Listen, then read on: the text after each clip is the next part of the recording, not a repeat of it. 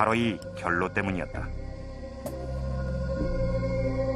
네, 결로라고 하는 것은 그 고온 다습한 공기가 차가운 벽을 만나면 거기서 결로가 생기게 됩니다.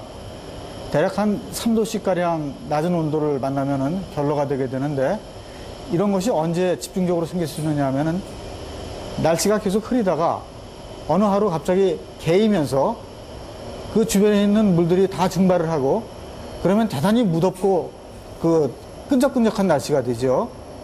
이럴 때 그 벽은 아직 미처 뜨거워져 있지 않은데 그 차가운 벽을 만나가지고 거기서 집중적으로 결로가 생기는 것입니다.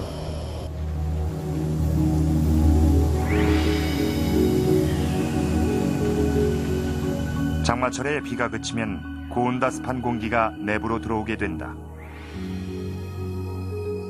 그런데 콘크리트는 온도 변화에 민감하지 않아 공기보다 차가운 상태다. 따라서 이 벽면에 공기가 닿으면 온도차로 인해 이슬이 맺히는 것이다.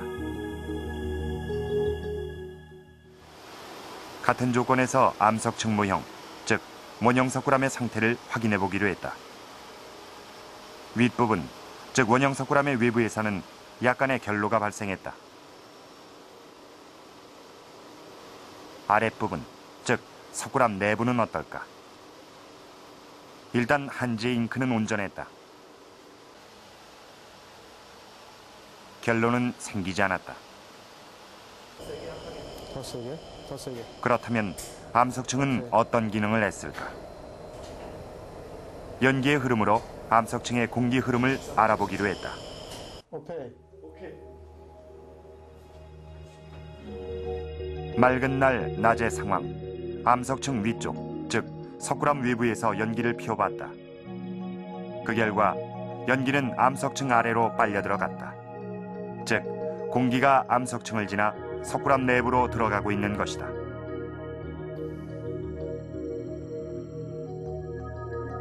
그렇다면 암석층 속에서는 무슨 일이 있었을까? 이렇게 날씨가 개이고 바깥 공기가 고온 다습해졌을 때 암석층 안에 갇혀 있는 공기는 차갑고, 따라서 암석층 안에 있는 공기는 밑으로 내려오려고 하죠. 이것에 끌려서 바깥에 있는 고온 다습한 공기가 암석층 안으로 들어오게 됩니다. 이 바깥에 있는 고온 다습한 공기는 암석층 안에 있는 차가운 암석을 만나서 거기서 수분이 응축돼서 사라지게 되고, 따라서 건조한 공기가 마저 밑으로 내려와서 석실 안으로 흘러 들어오게 됩니다. 따라서 석실 안에 들어올 때는 한랭 건조한 상태의 공기가 들어오게 되죠. 그러니까 석실은 늘 한랭 건조하고, 따라서 결로가 안 생기게 되는 것입니다.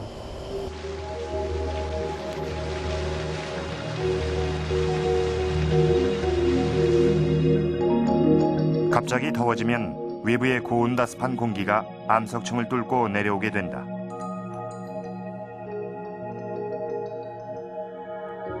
그러면 외부 온도보다 차가운 암석층이 습기를 빼앗게 되고, 대신 석실엔 차고 건조한 공기가 들어온다. 그래서 석실 안엔 이슬이 맺히지 않게 되는 것이다.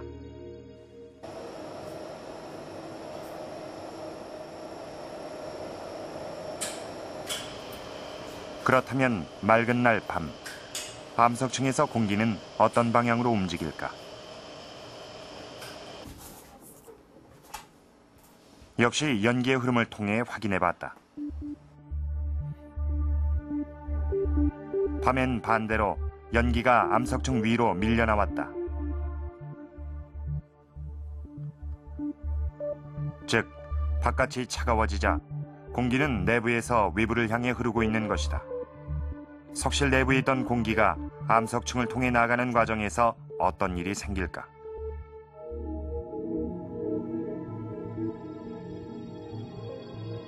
공기는 밖으로 나가려고 하는데 그 과정에서 암석층이 머금었던 습기는 증발된다.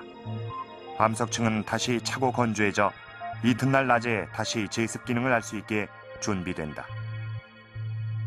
석굴암은 역시 그 당시에 아무런 공조기가 없었기 때문에 오로지 자연적인 방법으로 우리나라의 혹독한 장마철을 이겨내도록 설계된 것으로 보입니다. 그것이 우리가 보통 말하는 재생기 효과라고 말을 할 수 있는데요.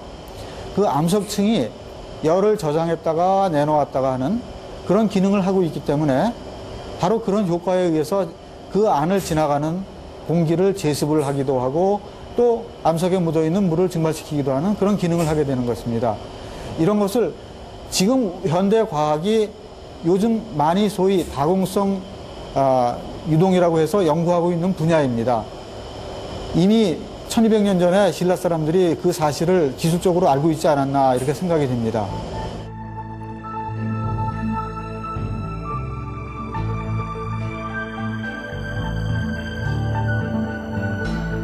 동양 최고의 작품이라는 석굴암.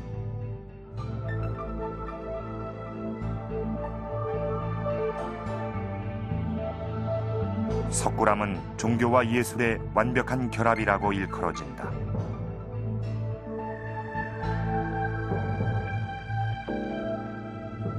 신라인들은 이 걸작을 불멸의 것으로 만들기 위해 자연의 원리를 최대한 이용했다.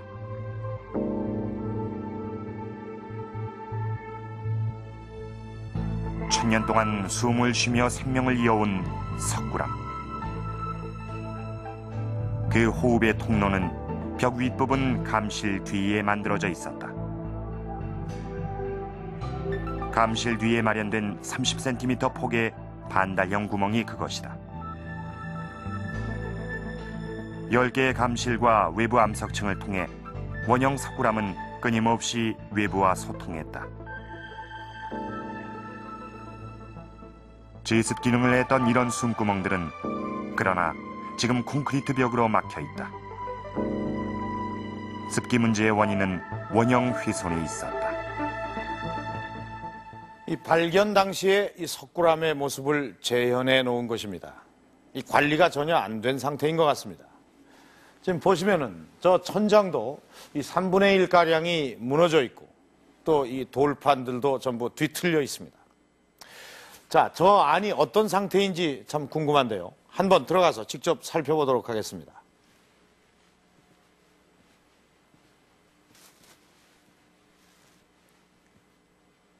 이 본전부는 아주 깨끗한 상태는 아닙니다.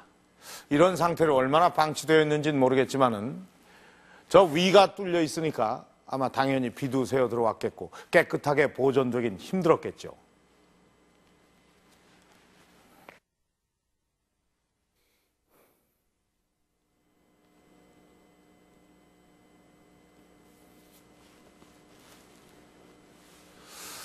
그런데 이 본전불 뒤에 있는 불상을 보면은 거의 손상이 없는 것 같습니다. 1000년 넘게 이런 상태를 유지했다니 참으로 놀라운 일입니다. 아마 석굴암 자체의 생명력이 매우 강하다는 뜻일 텐데요. 자, 이런 상태로 발견이 됐을 때 이 무너진 지붕을 메우고 또 뒤틀린 부분을 바로잡는 정도로만 그쳤다면 석굴암은 더 온전한 모습으로 우리 앞에 남아 있었을 것입니다. 1000년 넘게 이어온 이 석굴암의 생명력은 이 원형 속에 내재해 있을 것이기 때문입니다. 석굴암이 본래 어떻게 지어진 건축물인지를 되짚어봐야 하는 까닭이 바로 여기에 있습니다. 자, 1200년 전으로 돌아가서 석굴암이 어떻게 지어진 건축물인지를 살펴보도록 하겠습니다.